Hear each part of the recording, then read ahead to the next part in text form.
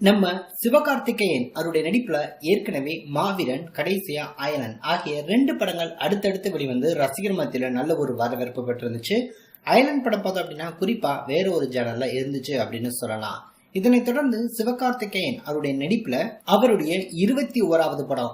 இந்த படத்தை உலகநாயகன் கமலஹாசன் அவருடைய ராஜ் கமல் பிலிம்ஸ் நிறுவனம் ப்ரொடியூஸ் பண்றாங்க. இந்த படத்தை ராஜ்குமார் பெரியசாமி இயக்கிட்டிருக்காரு. சாய் பல்லவி சிவகார்த்திகேயனுக்கு பேர்படி நடிச்சிருக்காங்க. சிவகார்த்திகேயன் இந்த படத்துல ஒரு ஆர்மி மேனா நடிக்கிறாரு.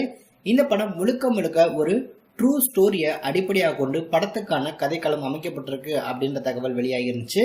அது மட்டும் இல்ல, சிவகார்த்திகேயன் அவருடைய பிறந்தநாள் ஸ்பெஷலா இந்த படத்துக்கான ஃபர்ஸ்ட் லுக் டைட்டில் டீசரை படத்தையும் மாலை 5 மணிக்கு ரிலீஸ் பண்ண போறதா அனௌன்ஸ்மெண்ட் பண்ணிருக்காங்க.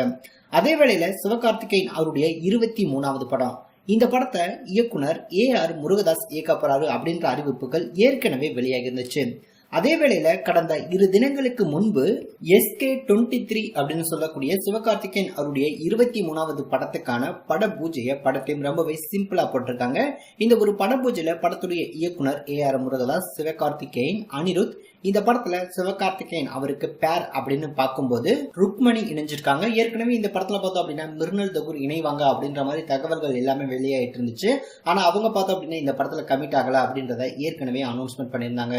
அதே வேளையில இந்த டீம் தற்போது இணைஞ்சிருக்காங்க அப்படின்றத அதிகாரப்பூர்வமா படத்தையும் அனௌன்ஸ்மெண்ட் பண்ணியிருக்காங்க. மேலும் பூஜை சம்பந்தப்பட்ட சில பிக்சர்ஸையும் படத்தையும் அதிகாரப்பூர்வமாவே ஷேர் பண்ணியிருக்காங்க. அது எல்லாமே தற்போது சோசியல் மீடியாவில் செம்ம ட்ரெண்டிங்ல இருக்கு அப்படின்னு சொல்லலாம். சிவகார்த்திகேயன் அவருடைய பிறந்தநாள் குறுகிய தினங்கள்ல வர இருக்கு. சோ அதை கொண்டாடுற வகையில அடுத்தடுத்து பார்த்தோம் அப்படின்னா சிவகார்த்திகேயன் அவருடைய அடுத்த படங்கள் சம்பந்தப்பட்ட சில தகவல்களும் தொடர்ச்சியா வெளிவந்துட்டு தான் இருக்கு.